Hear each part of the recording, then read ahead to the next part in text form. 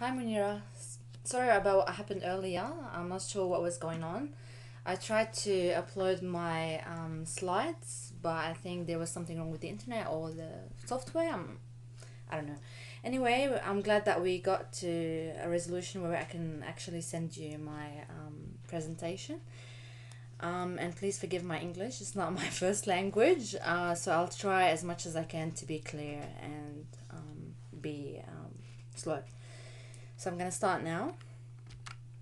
Urban development and urban destruction of a city are two terms always present and revived under one word: war. But the failures of violence and destruction never stopped architecture from moving forward, while the triumph of hope gave citizens a big leap over grief to reach the other side of development and prosperity. Each city, with its own unique structures and spaces, is prone to destructions throughout its history, a transformation that shifts its identity, creating a new visible image that links its past with its present, with a rebirth of its psychological entity as a place of humanism.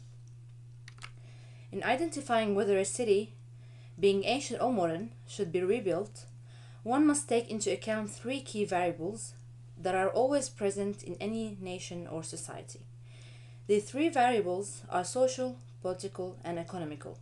But in saying that, one must not treat each variable separate, but all intertwined together. The social aspect of urban development plays a big role because it feeds the political and economical agendas. People are an essential part of a city, and together they build its glory and achieve the perfect notion of humanism. Aleppo. Aleppo is a city in the northern Syria and was one of the many districts that has been beaten by the brutal war and was forced to hide its identity under piles of ruins and destroyed architecture. The industrial capital of the country is well known as one of the oldest continuously inhabited cities in the world, and an old commercial hub for many civilizations throughout the centuries, linking Syria and Middle East to Asia, Africa, and Europe. This rich history and strategic location contributed in Aleppo's diverse architectural fabric and made it a target in the present war to destroy what was left of a great and glorious city.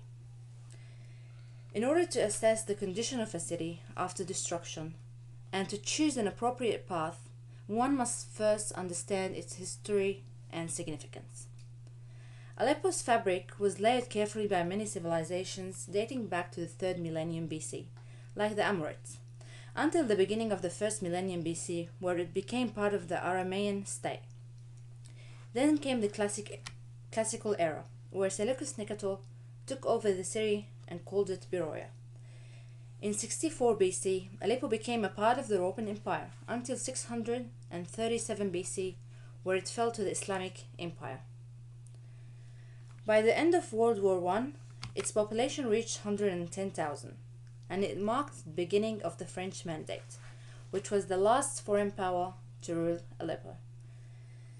27 years of French occupation came to an end in 1964, where Syria gained independence and became one united country under the Syrian flag. Aleppo at the time reached an estimated population of 547,000 and became the northern district of Syria, flourishing throughout the years economically and becoming the country's industrial capital, with thousands of self-sufficient factories and industries running on its ground.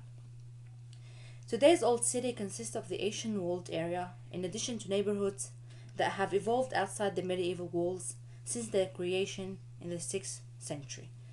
The walls, however, are far from the oldest part of the city, and within 9 gates is a unique urban fabric irrigated by Greco-Roman style streets and filled with hammams, which means public bath, mosques, churches, khans, which are commercial stores and storage units, souks, and traditional Syrian-style homes. Aleppo's old city was once the home to wealthy and prominent families up until the 20th century, where rapid expansion and evolution of the city lured the upper-class citizens to the new villas and structures. The old center of the city was left vacant to the once rural migrants who can now only afford low rent and below average quality of life between the narrow streets and old sewage system of falling residents. The old city before the war had an area of 3.5 square kilometers, housing a population of 120,000 out of 4.2 million occupants of Aleppo, and is only 4% of the total built area of modern Aleppo. Old Aleppo's location was unfortunately not in its favor during the present war, where the city became a frontline in the battle between the two warring sides to control the city, leaving it exhausted and destructed, wiping all signs of civilizations and urban existence that has accumulated on its ground throughout centuries. This brutal wars changed the image of the old city to a pile of rubble or a town of ghosts. The old city's population literally went down to zero after all its residents were forced to flee the struggle zone to protect their lives. Additionally, many significant historical artifacts were lost due to illegal trafficking and smuggling. This is a disaster that led to many others. Devastated citizens with the loss of their equities, jobs, and their sole source of income, an illegal settlement outside the gates of the city, and the destruction of touristic attractions which stopped all kind of tourism and commercial income for the government. According to UNESCO, 30% of the old city was destroyed, while 60% is severely damaged. Many efforts and campaigns were raised to assess the damages or restore part of the city to its past condition. But during all this process, several issues shed light, including our variables, social, political, and economic factors. These destroyed monuments are very hard to rebuild in its original forms, in terms of its economic factor and access to similar materials. Many archaeologists and architects around the world argue that if such a historic place is destroyed and replaced with something new, the vibe that once given off is lost forever. But on the other end of the spectrum, many argue that rebuilding a city, especially with reusing rubble left from the damage, could have an emotional impact on its citizens, which in a way would help them to move on. Monuments and parks could be built in memory of this. Such an argument leads us to the main question. Should an ancient city be restored to its former glory after the war, or should it look more towards a futuristic approach and to redefine the city as a whole? Many cities around the world have gone through war and were redefined again to serve many purposes such as cultural, social, or even political agendas. These cities became an example for modern urban development and a memorial for many generations to come. And for me, I have selected a handful of case studies to compare. I'm going to be talking about Berlin, the Iron Curtain. So during the Cold War, Berlin was divided by the Soviet Union to Eastern and Western Berlin by building a wall to keep the Germans from fleeing from the communist side in the east to the capitalist side in the west, which was under the control of America, France, and Great Britain. This wall created two different cities of Berlin, allowing the Soviets to establish a communist power and forcing their idea of a communist economy on Berlin, where the Allied forces were planning on controlling their side of the city through a capitalist economy on their way to merging into one nation at the time. At the end of the Cold War in 1990, a challenge was accepted by the Germans, and the journey began to join the two completely different cities after 30 years under the rule of the communists and the capitalists. The German capital of Berlin needed to catch up with the rest of the world and reconnect after years of physical and political separation. Each Allied power that fought together worked to help Berlin grow after the occupation and try and restore the city to its former glory. In the 30 years since the wall was taken down, Berlin has changed. It has gone from a symbol of the Cold War to one of Europe's hippest cities, the East, with pubs, cafes, and a pulsing nightlife. Berlin at the time became the metropolitan hub in Germany. In the book Resilient City, Brian Ladd explained the post-war reconstruction was different in the east and the west of the city because it was divided after the end of the war. So both halves of the city wanted to break with Hitler, but they differed on which style to pursue in order to do so. Ladd explains, the East wanted to present itself as the heir and the guardian of German national culture, which meant that the half city adopted architectural styles reminiscent of Nazi architecture, and the Soviet architects were adopting the socialism through architecture and planning. Leaving symbols as they are serves as a reminder for the future generation and a milestone of a nation's history. But what about completely destroyed and devastated city like Aleppo? We can talk about Beirut, which was one of the cities that had the same fate as Aleppo. Complete destruction and a fainting architectural fabric. The neighboring country's capital had sustained immense damage between the years of 1975 and 1990, after a lengthy civil war and an invasion by neighboring Israel.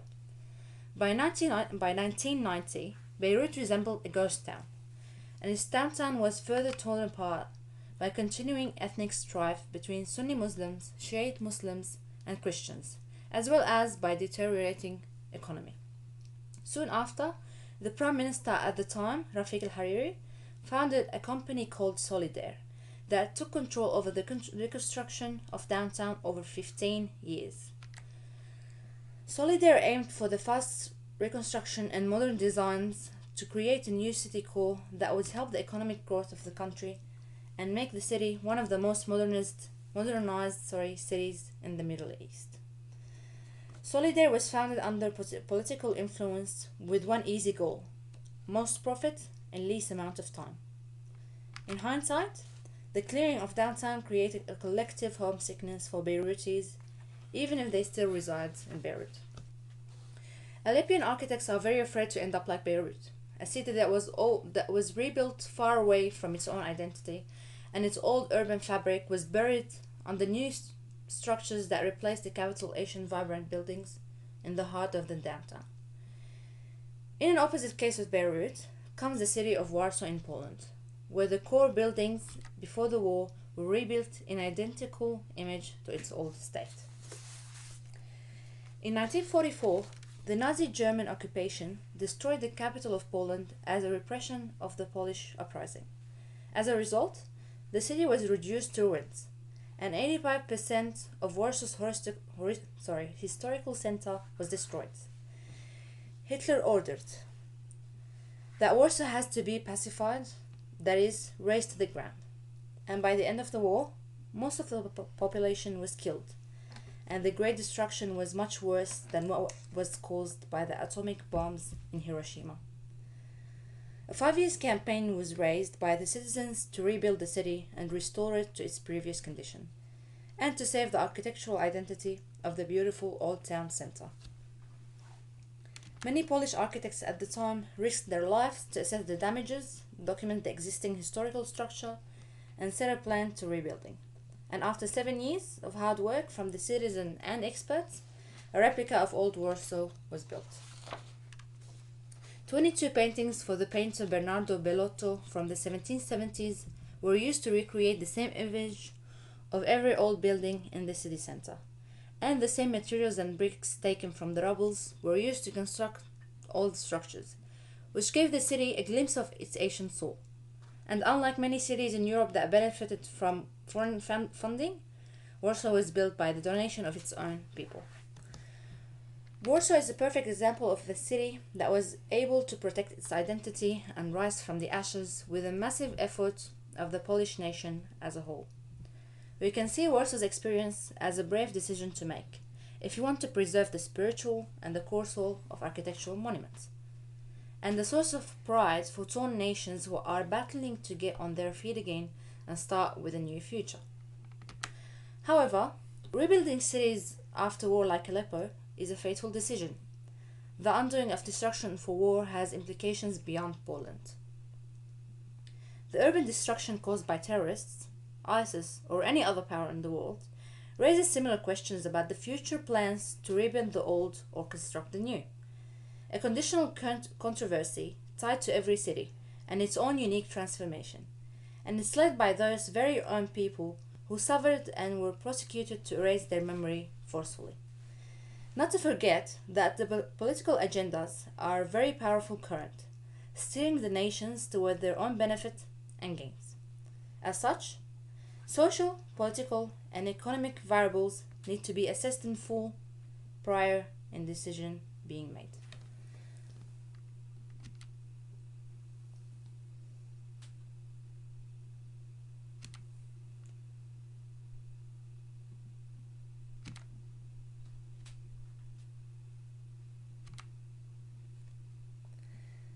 That was it. Thank you, Munira, for your time. Hopefully, I covered everything that you had in your feedback, and I'm looking forward to hear from you soon. Cheers.